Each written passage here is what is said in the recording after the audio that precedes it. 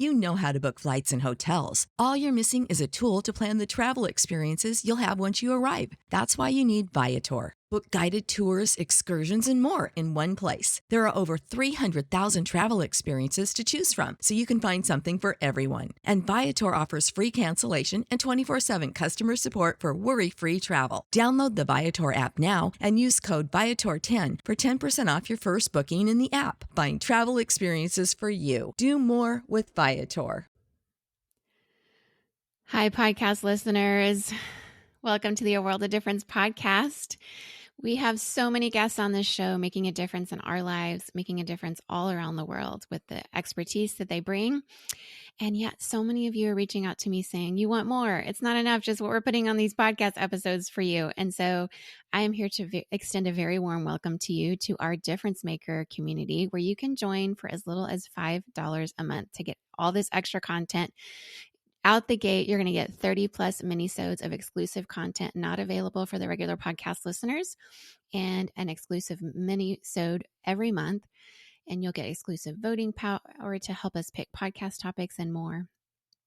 And that's at our Changers tier. There's 3 different main tiers and then an extra larger tier. But whatever tier that you join at, you will be included in this extra content.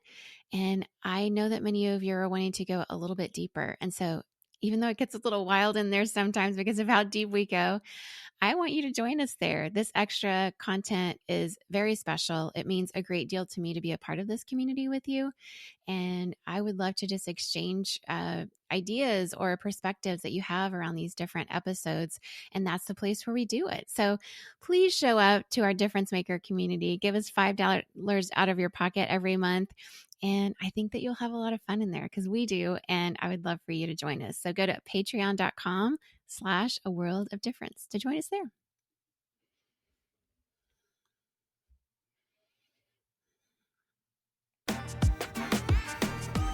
Welcome to the A World of Difference podcast. I'm Lori Adams Brown, and this is a podcast for those who are different and want to make a difference.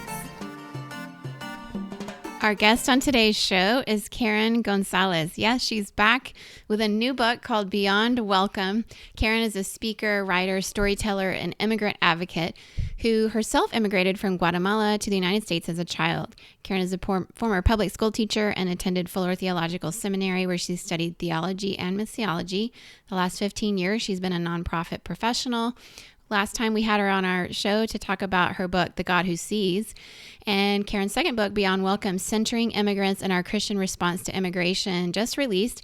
She also has bylines in Sojourners, Christianity Today, The Christian Century, and others. She's the co-host of the Latina-focused podcast Cafe with Comrades, and she lives in Baltimore, Maryland, with her cat, Oscar.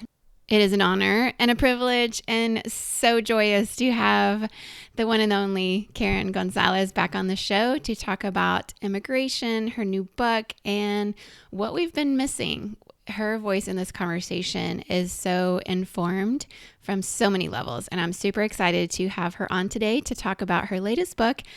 Get your ears ready, your hearts and your minds open for Karen Gonzalez.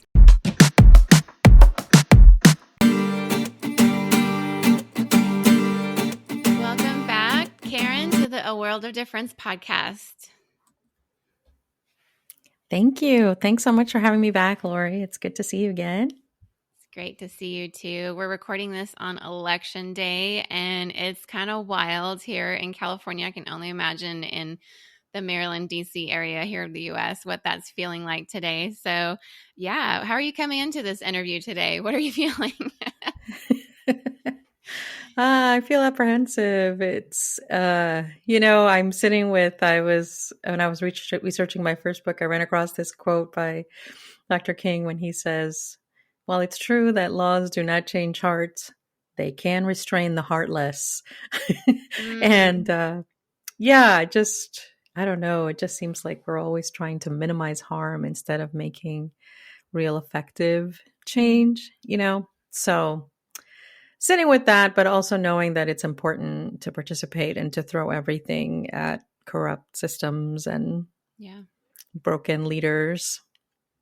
Yeah. So, yeah. Yeah, I agree. And, there it's obviously we always say how polarized it is in America and the two-party system and all of it. It's like it's this or that, and it just pits us against each other. And, Twitter's been taken over by Elon Musk and nobody even knows what's happening anymore. But some things remain true and timeless, which is I always feel like listening to each other's perspectives can help us grow and maybe understand an angle we hadn't seen before. And so I'm certainly glad you're here today with your story, that everybody that heard your story on the podcast before. But you've even grown and learned more since then. So I'm excited to have you on and talk about this new book. Let's first ask that question: why this new book, and what are you hoping for it to do? Sure, that's a great question. Well, I never set out to write two books on this topic. I really didn't. But as I went around speaking to a lot of different groups about the first book I wrote, The God Who Sees, I just knew that there was more content because a lot of people seem to believe, and this is particularly in progressive and mainline Protestant spaces, they seem to believe like, oh, if I already welcome immigrants, then I'm done. I don't have to check into this conversation anymore. Mm, And for me, that's just the very beginning yeah. of the conversation. And I wanted people to consider that, yes, the entry point is hospitality, but then we think about things like solidarity and kinship and advocacy together. But these are places we never get to because we never grow past the very beginning. And so that's really where this book was born. Wasn't thinking about all of that. And it's definitely a book that is for people who already care and already welcome. This is not a 101 entry into the conversation. And so, um, in that sense, I guess it's like Luke Acts, right? Part one and part two. Yeah.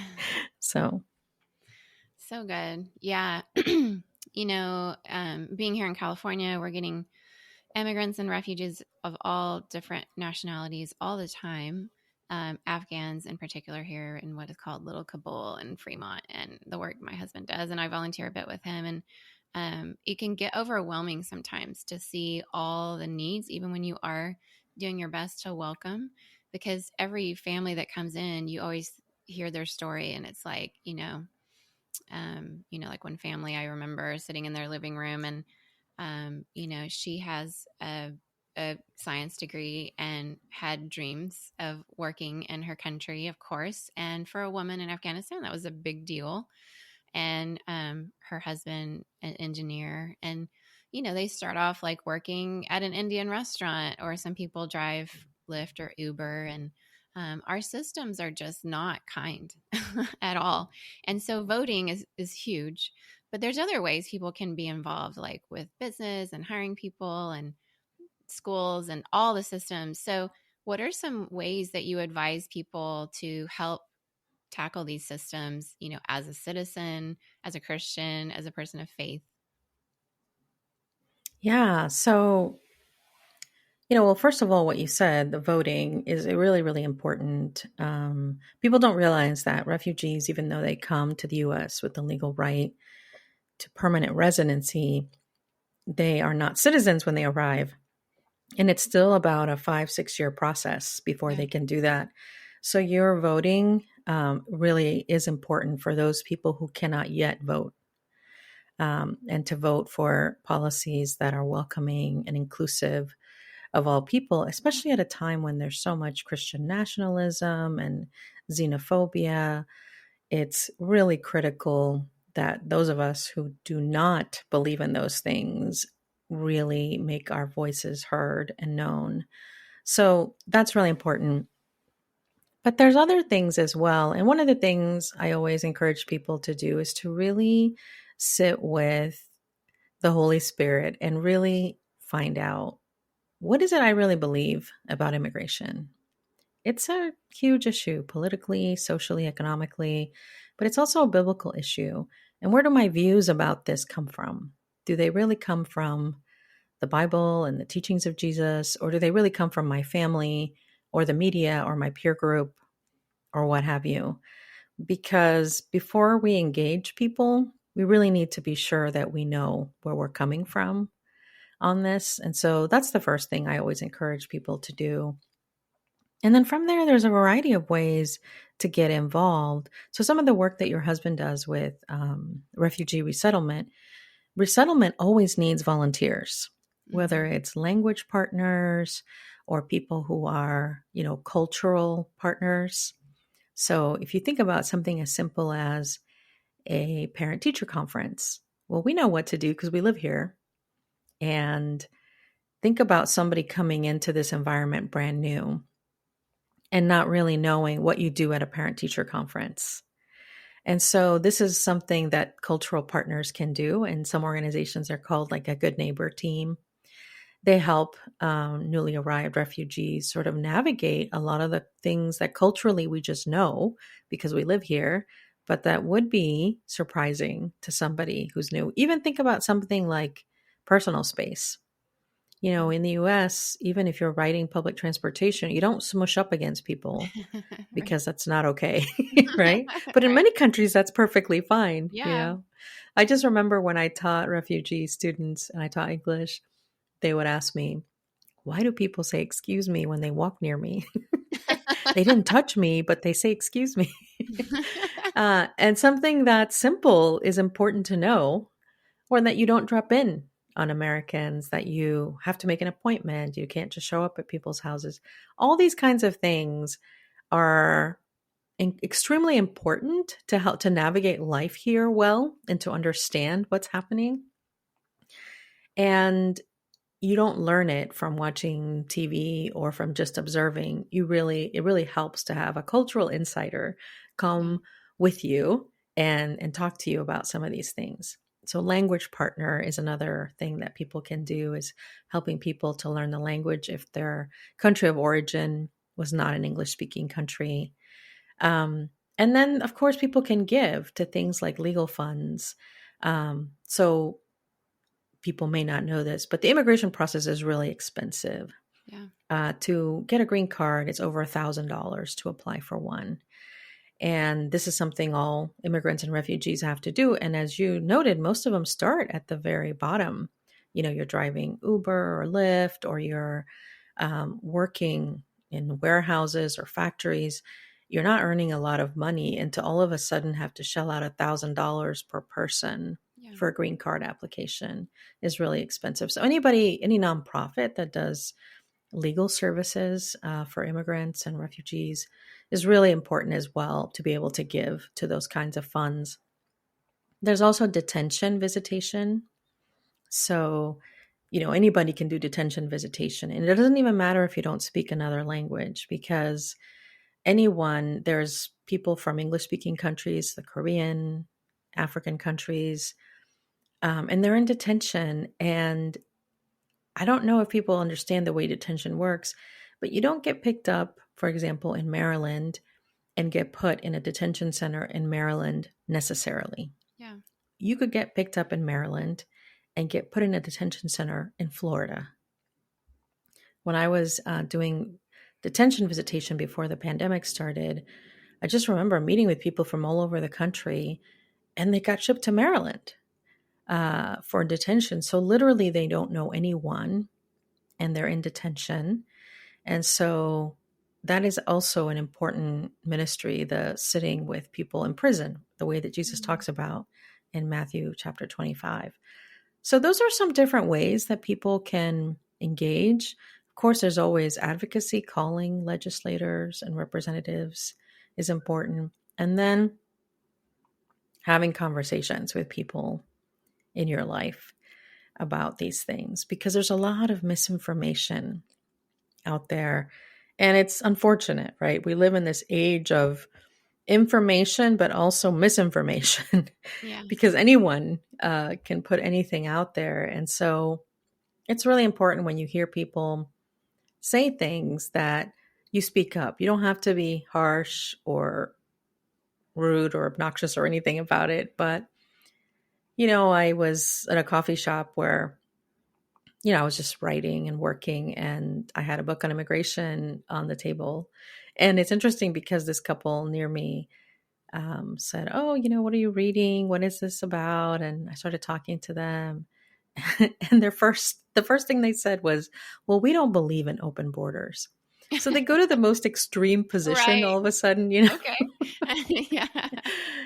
And I was like, "Okay, neither do any immigration advocates that I know."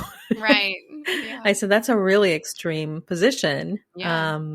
I said, "Most people are not advocating for that. They're just advocating for policy reform." Hmm. And so these are some of the changes that people want.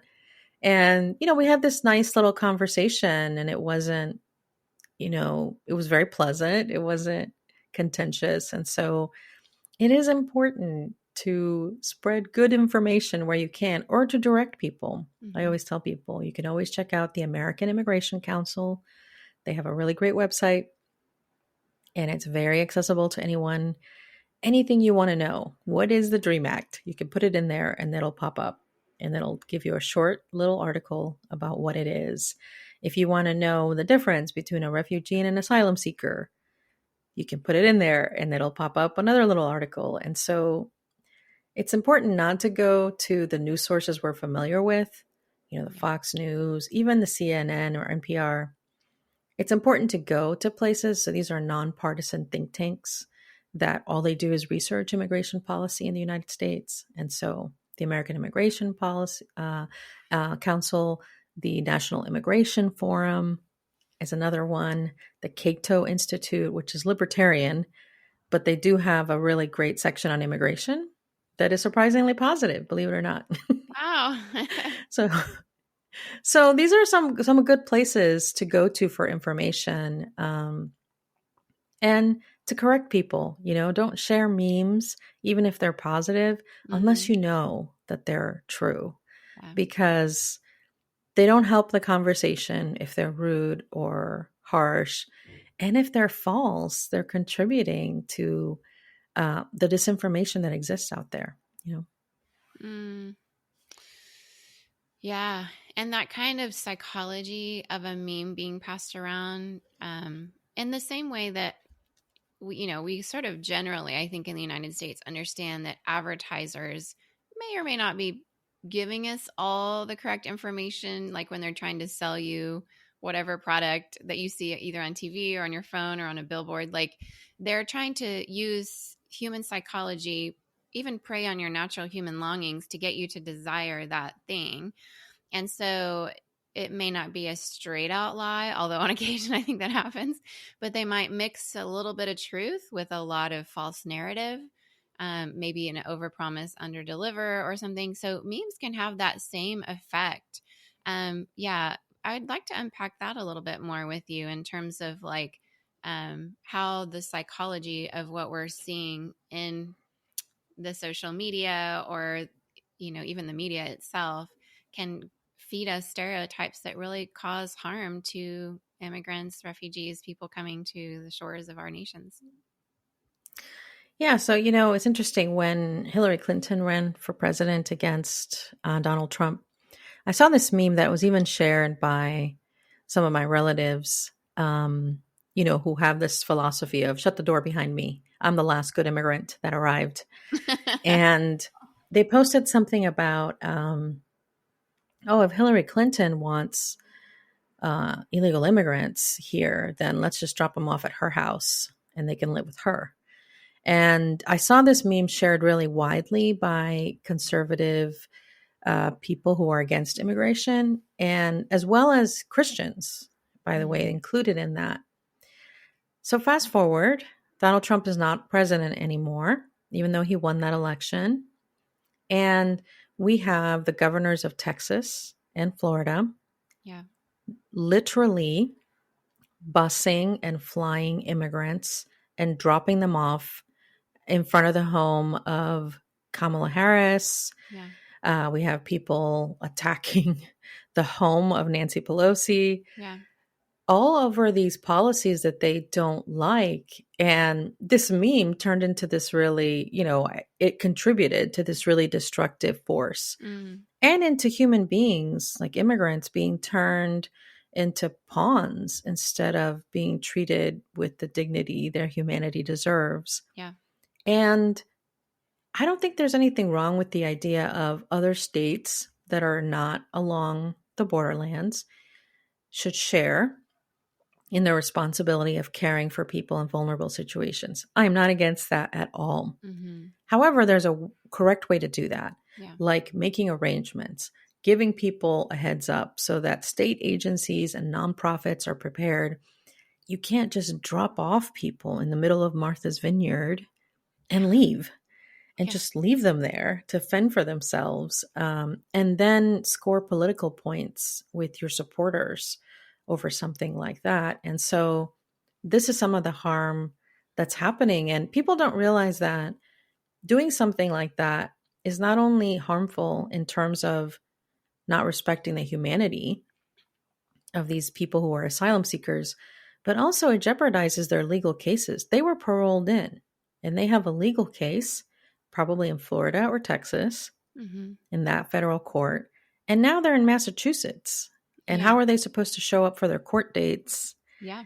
and continue with their case? And so it's harmful on a number of levels. And so I thought it was really interesting because I thought it was just a stupid meme. And, I commented to my uncle, this isn't true. Mm-hmm. This is not what she's advocating for. She didn't even become president anyway. So it was a moot point. But Yeah. just the fact that this was going around, and then what it turned into, people, believe it or not, actually believe memes. They do. They're not just silly to people, especially when they're political in nature. Mm-hmm. People really believe them. They're easy, they're catchy, usually have pictures. And so it's accessible information, Mm-hmm. even though it's not good information, right? It's not true. It's easy enough. And so I don't share memes, whether they're negative or positive, just for that reason. Mm-hmm. Ones of a political nature are just not helpful to the conversation. And what they do, of course, is they normally go to the opposite extremes instead of the conversation that's actually on the table. Yeah. So when I tell people, well, this is what immigration advocates are advocating for. What they want Congress to do is to, one, they want Congress to pass the DREAM Act. So all of these children, people who were brought to the U.S. as children and who have grown up here and went to college and are contributing to the country, 3/4 of the country supports them having a legal pathway to citizenship.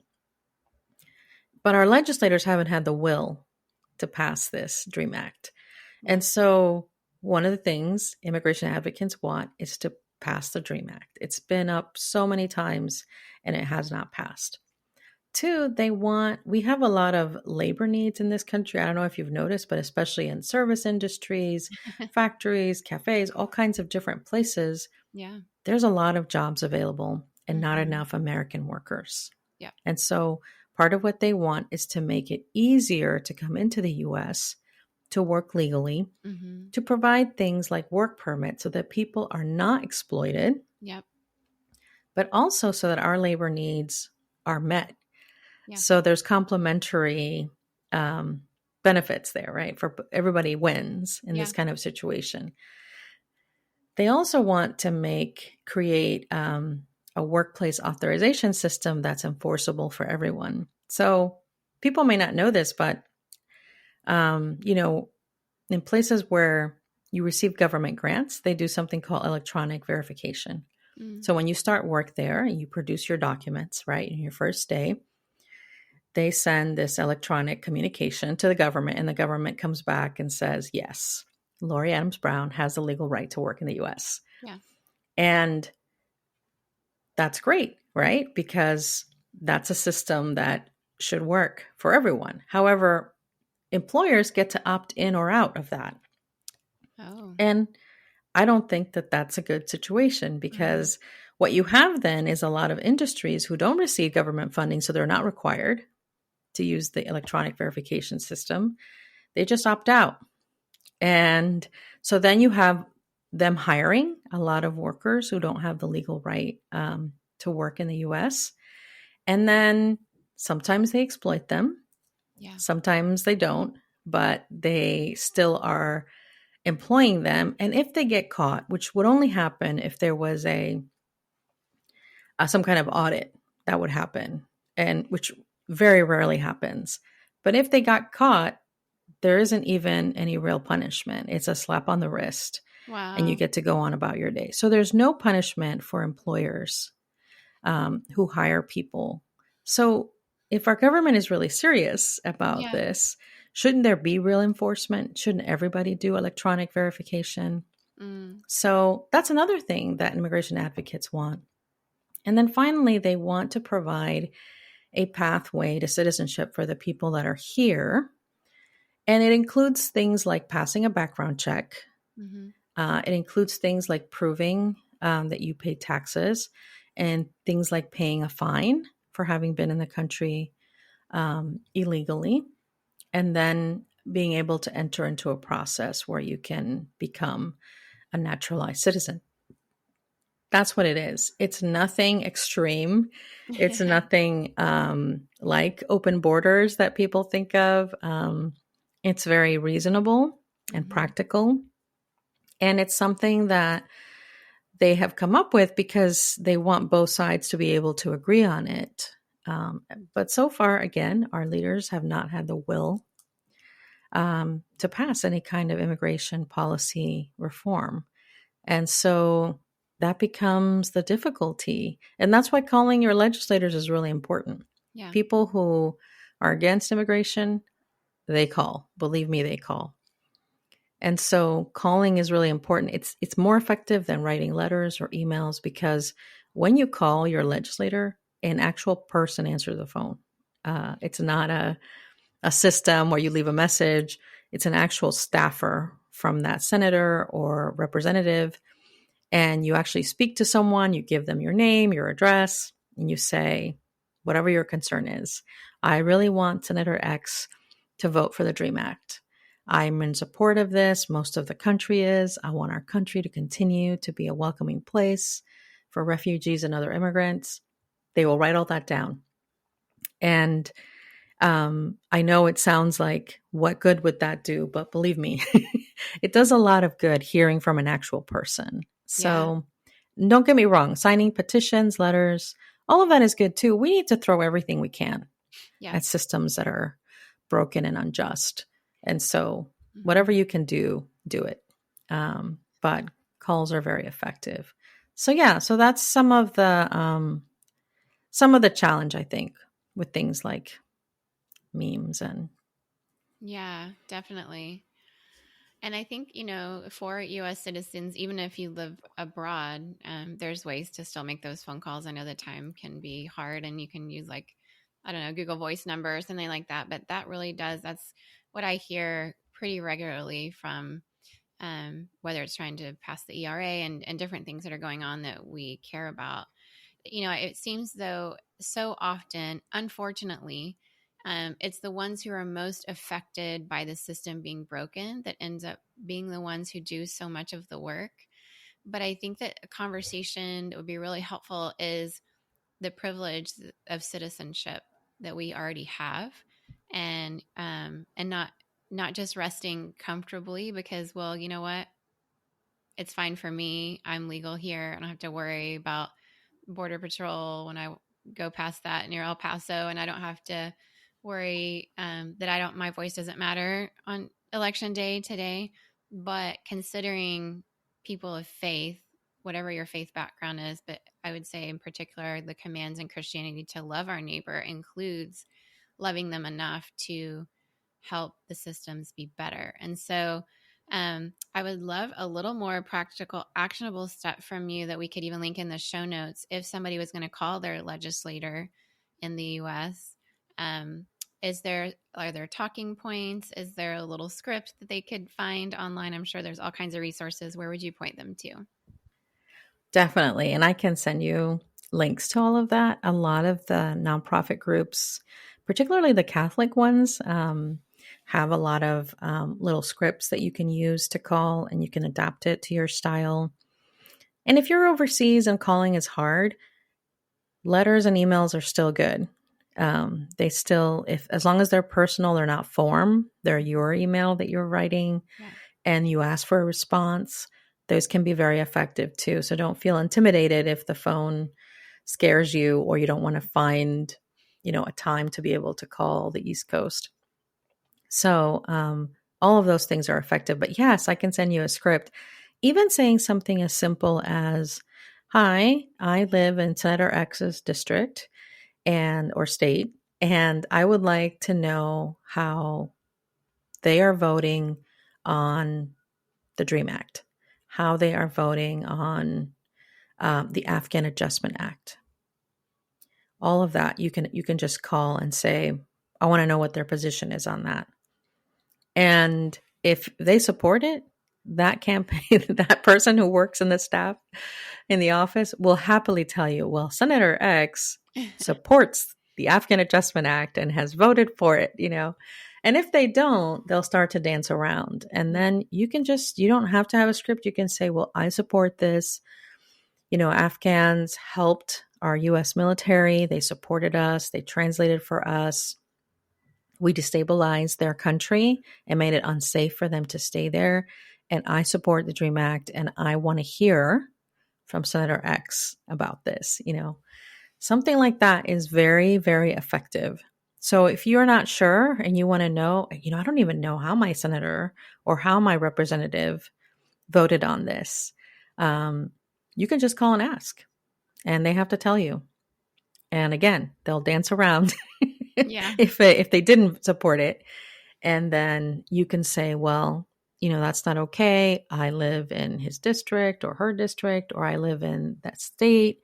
And I'm going to remember this the next time this person comes up for reelection. All of those things are important. And I'm going to talk to my friends about it." Yeah. All those things are important things to say. And they do matter. Mm. So, yeah, I mean, here in the DC area, so many Afghans are on the verge of falling into homelessness Yeah. because of they don't have status. They were brought in under this very temporary kind of permission to come into the U.S. It's expiring. There is no Afghan Adjustment Act yet. They're in crisis. They are. So, Yeah. yeah, and they can't vote. They can't call, No. right? Yeah. But here's one way that you can help them and protect them. And I don't think people realize that not caring for Afghans is extremely bad for the country, not just on a humanitarian level, but it's going to be so bad for the US military if there's other conflicts in the world, as there surely will be, and people are aware, well, the US doesn't keep its promises. They're going to tell you that they'll help you, but they won't. They're going to tell you that they'll give you a visa, but then they won't support you. Yeah. So, No, it's morally wrong. You just think about the decision. People had just hours to decide they were going to leave their nation last year in August or whatever, when everything was just all of a sudden just crashing down in Kabul. And, people were even afraid to get to the airport. There was like the bomb at the airport, like later, the amount of trauma they carry from leaving their country last minute, packing just a backpack, going, several of them to get stationed like in Frankfurt and then Dubai, and then they eventually get here and they're in like El Paso and different detention centers, and then they finally end up in the Bay Area. And the amount of trauma they're carrying just from that process is hard. Even, meals may just be a couple times a day, and they have little kids, and it's just, there's so much trauma they're carrying. And for us to not have systems that help them when so many of them have so much to contribute here in our nation. There are some good businesses around here. There's, I can think of a coffee shop that hires people. And I can think like a business that I've worked in this year where they're actively seeking out how to help in that system, like what they can personally do as a small business owner. But in addition, there's macro systems of our government where we can be involved in all those things to help people. I totally agree with you. And especially on my heart are the Venezuelans that are coming, the whole Martha's Vineyard, a lot of those were Venezuelans. And when I was in DC in September, it was all in the news that the governor of Texas was busing them to the DC area. And my heart breaks because I know Venezuelans and I keep up with my Venezuelan friends there. And some are trying to get here, even like a couple weeks ago that I found out about. And it's because they're desperate. Like they can't send their little girls to school anymore. College educated people, business owners who've done very well. And these are desperate people who come here. And the very least we could do is have our systems, be better for them. So I'd love your response to that, of what we can do as citizens, how we can use that privilege. I know your family has your own story too. And what are some more ways we can show more compassion as we work on systems? Yeah. And I think another way is just the whole idea of thinking of ourselves as hosts versus guests. It's just one of the things I challenge in the book, because if you think about it, like when somebody comes to my house as a guest, they're aware that it's my house, Yeah. that they don't live here, right? They can't just put their feet up and relax, right? Because it isn't their home. And usually people who are guests on their best behavior, because they know this isn't their home. So the whole idea of host, guest, I really challenge a lot of the language that we use, even something that sounds as benign as, we welcome refugees. There's a subject in that phrase. It's Mm. we, Yeah. the host, right? And then there's an object, and it's the refugees. And so I think moving from that, away from that kind of language, and moving into language that more expresses our shared humanity. So I like the word neighbors, because neighbors are neighbors. They belong there too. Yeah. Um, they're just not in your home, right? But they belong in the neighborhood. And so I appreciate that kind of language, or thinking through ways that we can make people feel like you are home now. This is now your home. It is my home. It is your home as Mm. well. Um, and, I see this in the life of Jesus. In his life, so many people showed him hospitality. We know that there were multiple women who supported his public ministry, who Yeah. gave him money to live, because we know he says he had no home, no place to lay his head, right? Mhm. And there were a lot of people who hosted him for meals Mhm. in their homes, and he received this hospitality. And then he says, when he, on the night before um, he is arrested and then crucified, he says to his disciples, I'm going to go and I'm going to prepare a place for you, so that where I am, you may be also. My Father's house has many rooms, right? And I'll prepare a place for you. So this whole idea of, he received so much hospitality, and now he was going to be the giver of hospitality. He was going to be the one receiving Mm. them. And so there was this very much mutuality in the hospitality. We know that Jesus had a lot to give, but it wasn't materially, right? He wasn't wealthy that he could give people money. But he listened to people, he engaged with them, especially those on the margins that everyone else ignored. Yeah. He had this kind of hospitality of heart with Mm. people. And yet we often treat refugees and other immigrants as if they have less in every way, Yeah. not just materially.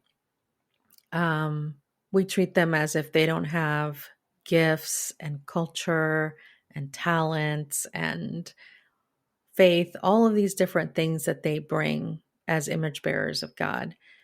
We just treat them as if they're people who are just leeching off of us and the country. Yeah. And first of all, that's not true. But our language sort of reflects this idea of them having less in every way, instead of, oh, yes, these are image bearers of God. They have a lot to offer. And in the short term, they have these needs because they've come from trauma, as you said, because Mhm. they've sought refuge here because their country was taken over, in this case by the Taliban, right? So I often see this play out in the way that decisions are made on behalf of people who are refugees and immigrants. Instead of asking them what they would like, um, programs are just created for them and they're not asked if this is what they want. Decisions are made for them about where they're going to live and what they're going to do, without really talking to them and finding out, is this a good fit? Is this the best place for you? Even the way that people are just placed randomly in the country, Yeah. without being asked, right? Mm-hmm. And that's a broader conversation, but there's so much that happens that I see, even in the way that people are regarded instead of. So I've seen this work out in really good ways. Like there's a church here in Baltimore who used to be like a white Lutheran church, Mm-hmm. all European immigrants. And then over the years, the neighborhood shifted. And now it's a mostly Central American neighborhood, mostly people from El Salvador and Honduras. And it's really interesting because this church wanted to know during the pandemic what they could do to serve the families in the neighborhood. And instead of assuming, they were going to start, they were thinking about things like food drives and all these different things. They just decided to ask the families, what would be the best way that we could support you and your family through this time? We have some resources. And the family said, I would love for you to provide a space with Wi-Fi for my child to do their schooling. Mm-hmm. And so the church, instead of investing all this money on something the parents didn't want and weren't asking for, they went ahead and provided space, provided Wi-Fi for their kids and a safe space with an adult, supervising. But I've been in other communities, for example, where they just made a decision. Oh, this community needs a community garden, so we're just going to start a garden for the community. People who work in physical labor all week, they don't really want a community garden.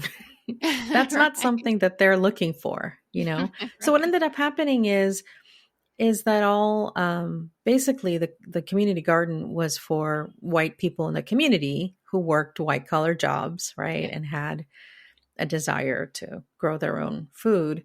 And it never became a place that was for the community. But again, they were never asked what they wanted. They were just given this thing. So that's an example of the way that it plays out. We think we know better.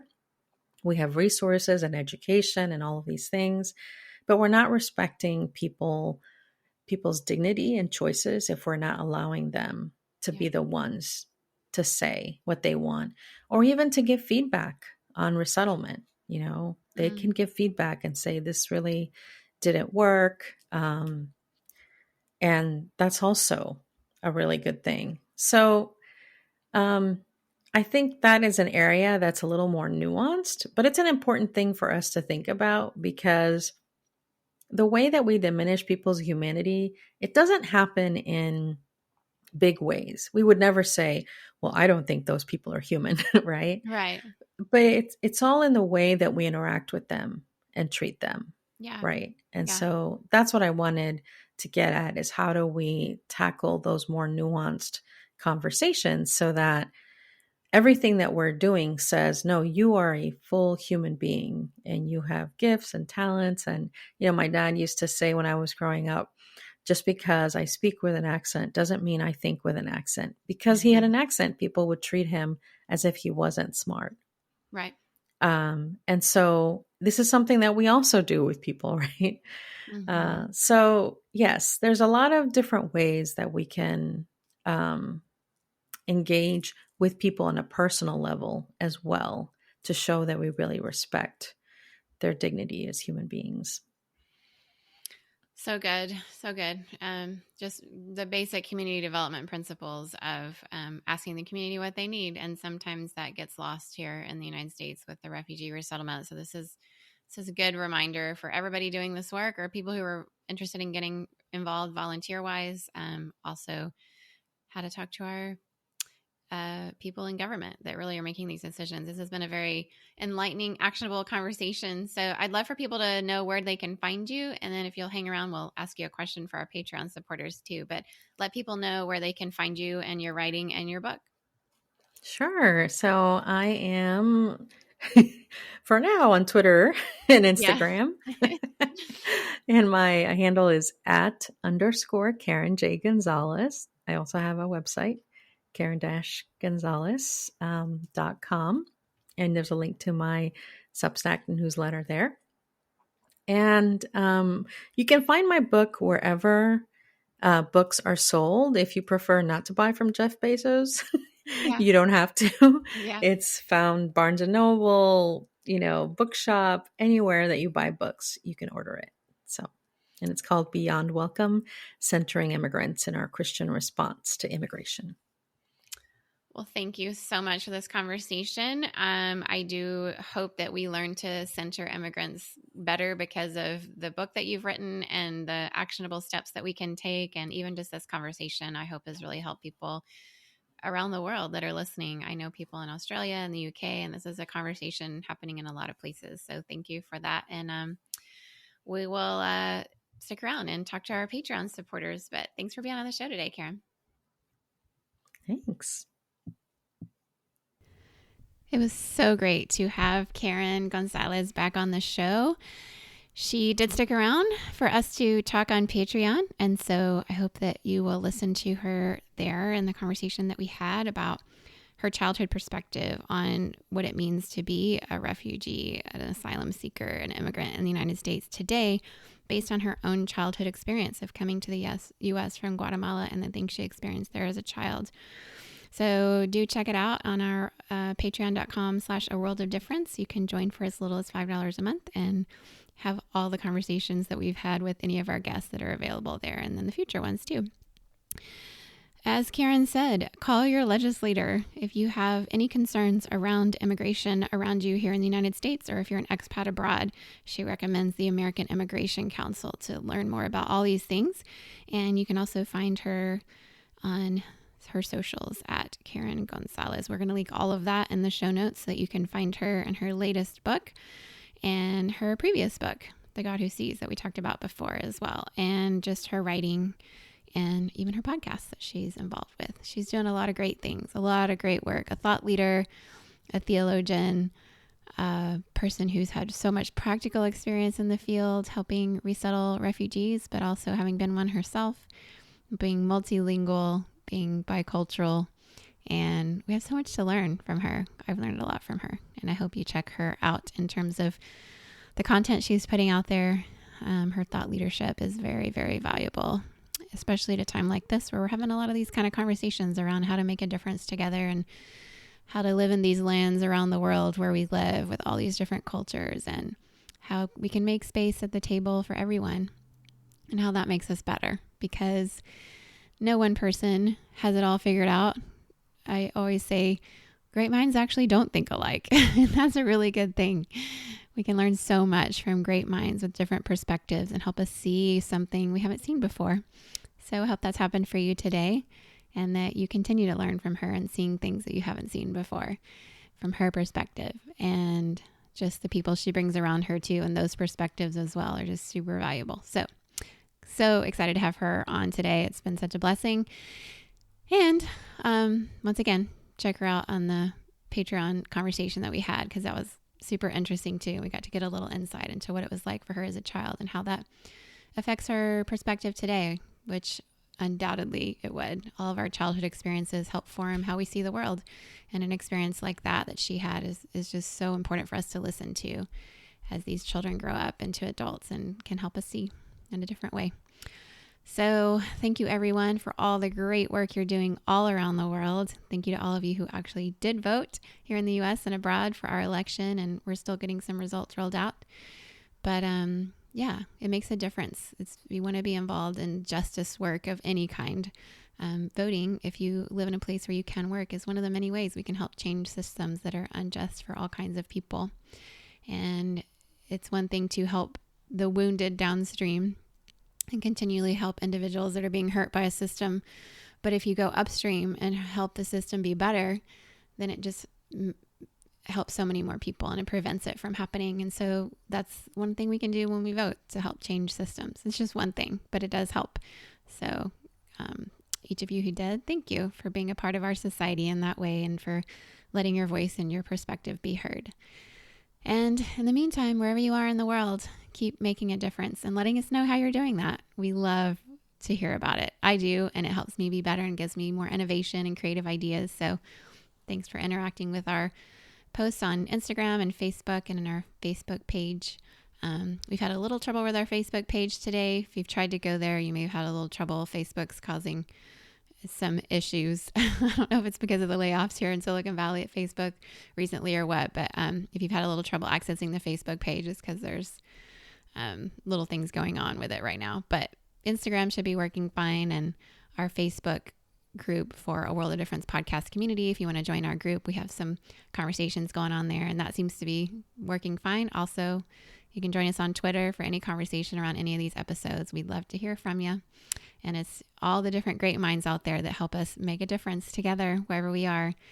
Thanks for listening and for engaging in these episodes. And also just very excited to announce that this week on Spotify, we were in the top 4% of podcast visibility. And so that was because of you. Thank you for all of that. When you've shared the podcast with others or given us reviews or any of it, it's helping other people join this conversation. And the more diverse voices we have speaking into this and listening and engaging, the better we all are.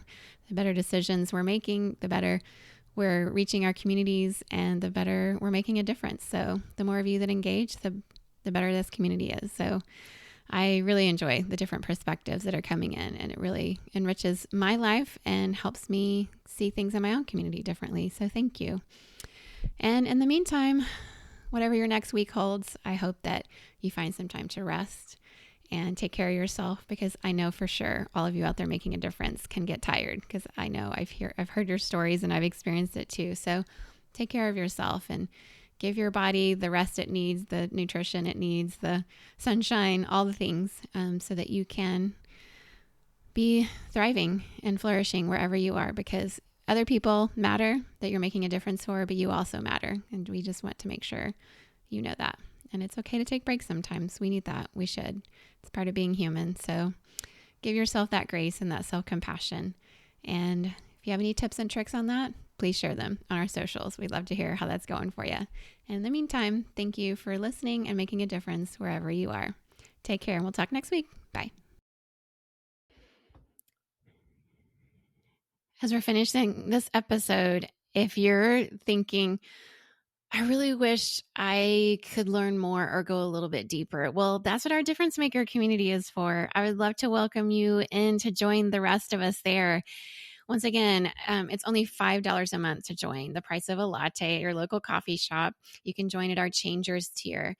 Difference Makers is a community that really means so much to me. It's very special because each time I have a guest on the show, I record something outside of what we give to just the regular podcast audience, where we go a little bit deeper, and then I post those video episodes in this community and we can discuss them.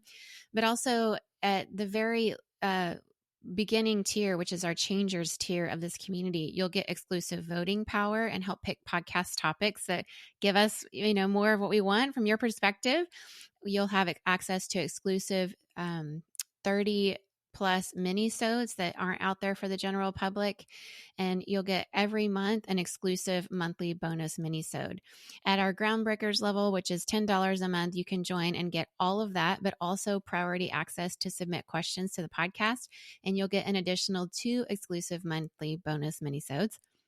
And at our Trailblazers tier, which is $15 a month, the price of 3 lattes a month, you can get all of that, plus also 3 exclusive monthly bonus minisodes, and a patron shout out. So I would love for you to join us at any of those tiers. It'll help you come into this community, be in the midst of all of us, other difference makers, and we'd love to hear your perspective. I certainly would. It's a place to engage more with me and the audience around what you like, what you're resonating with, and once again, go deeper with each of our guests. So please join us in this membership community. I would love to hear your perspective and love to share this extra content with you. So show up at patreon.com/a world of difference. You know how to book flights and hotels. All you're missing is a tool to plan the travel experiences you'll have once you arrive. That's why you need Viator. Book guided tours, excursions, and more in one place. There are over 300,000 travel experiences to choose from, so you can find something for everyone. And Viator offers free cancellation and 24/7 customer support for worry-free travel. Download the Viator app now and use code Viator10 for 10% off your first booking in the app. Find travel experiences for you. Do more with Viator.